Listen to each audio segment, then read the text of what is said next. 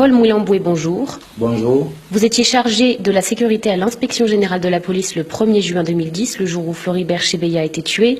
Vous étiez vous-même au bureau ce jour-là. Qu'est-ce que vous avez vu? C'est à partir de 17 h, il y a mon ami le major Christian Goy, qui est le commandant bataillon Simba, qui m'a appelé. Il m'a dit que je suis accompagné par un visiteur de marque qui va rencontrer le général Numbi. Et je lui ai dit non, le général Numbi est absent. Il m'a dit non, dans quelques minutes, le général va arriver à l'inspection générale. Il est entré avec un monsieur que je ne connais pas. Et lorsqu'il est sorti, c'est lui-même la personne qui s'est présentée devant moi. Il m'a dit, moi je m'appelle Floribert Chebeya, le secrétaire exécutif de la Voix des Sans-Voix. Combien de temps est-il resté dans votre bureau?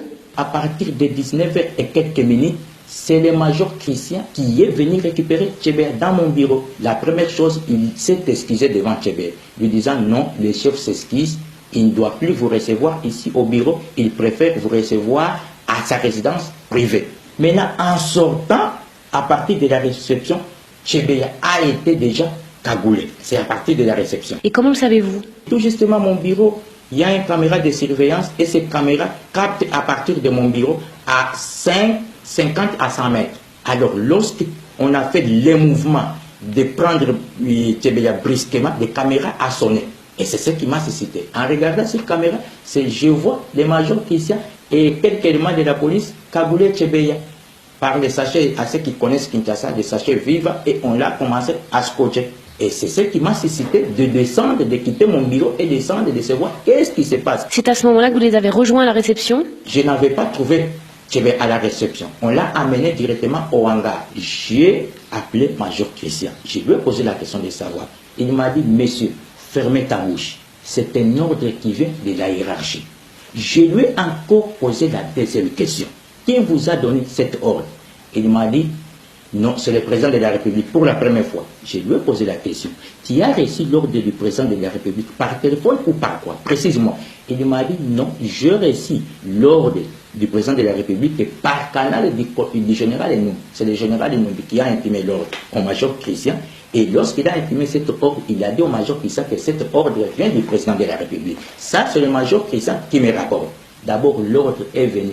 Toute personne qui accompagnerait Chebeya, que ce soit son fils, que ce soit son collègue, que ce soit son époux, doivent subir les mêmes sorts que Chebeya. Et il m'a dit, voyez dans la voiture, son chauffeur, on l'a déjà exécuté.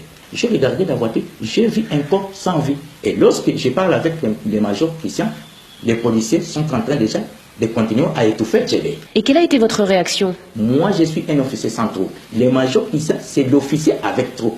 Donc, je rentrais à mon bureau parce que je savais que les caméras étaient en train d'enregistrer. Je dois faire rapport à la hiérarchie. Vous voyez un assassinat se dérouler devant vos yeux. Pourquoi n'avez-vous pas tenté de le sauver? Non. Et en ce moment-là, qu'est-ce que je devrais faire? Moi, mon problème est de faire rapport au chef.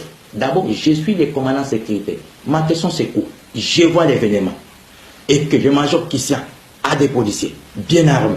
À ce moment-là, je ne devrais pas faire autrement. Je devrais faire rapport au général Enum. Après cette opération, c'était déjà à 20 h. J'ai quitté le bureau à partir de 20 h et quelques minutes et je me suis arrivé à la maison à 20 h et quelques minutes. Et c'est donc 2 jours après l'assassinat que Christian Goy s'est confié à vous? Avant des fouilles, il m'a appelé dans sa chambre parce que nous habitons dans la même maison. J'ai retrouvé en train de pleurer. Il m'a dit, ça me fait mal.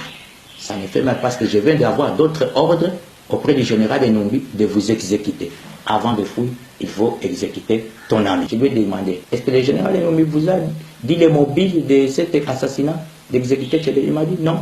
Chebeya est un témoin gênant. Il m'a dit pour 2 choses. 1, le massacre de Bundu Diakongo. De 2, M. Chebeya avait enquêté des massacres de l'Équateur. Les gens qui ont fait cette opération, ce sont les éléments du bataillon Simba dirigé par le major Christian. Et que ces bataillons recevaient les ordres directement du général Numbi. 10 jours après le meurtre, vous vous faites enlever. Là, lorsqu'on m'a arrêté, on m'a cagoulé. Et on m'a amené dans une destination inconnue. Maintenant, lorsque nous étions arrivés dans cette destination, on m'a fait ouvrir les cagoules. Et je me suis retrouvé que je suis dans la résidence privée d'un conseiller du général Enumbi. On commence à me traiter, toi tu es très, tu voudrais trahir le général Enumbi, qu'est-ce qu'il faut? Bon, ça c'est le 11, jusqu'à le 13. Le 13 c'était un certain dimanche.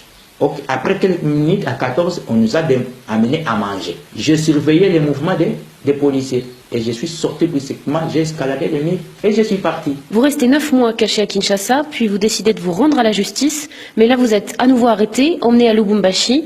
Vous parvenez à vous évader à nouveau et cette fois à quitter le pays. Vous avez été condamné à mort par contumace pour assassinat, association de malfaiteurs. Pourquoi témoigner aujourd'hui? On m'a condamné illégalement. J'étais devant la justice. Et la justice devait me livrer. La justice a préféré me faire disparaître. Parce que je suis témoin gênant dans l'affaire Tchéboué. C'est-à-dire quoi? Je suis témoin gênant pour le pouvoir de Kinshasa et pour le président de la République. Et pour même le général Enou. À ce moment-là, il n'y a pas moyen de retourner au pays. Paul Mouilamboué, je vous remercie.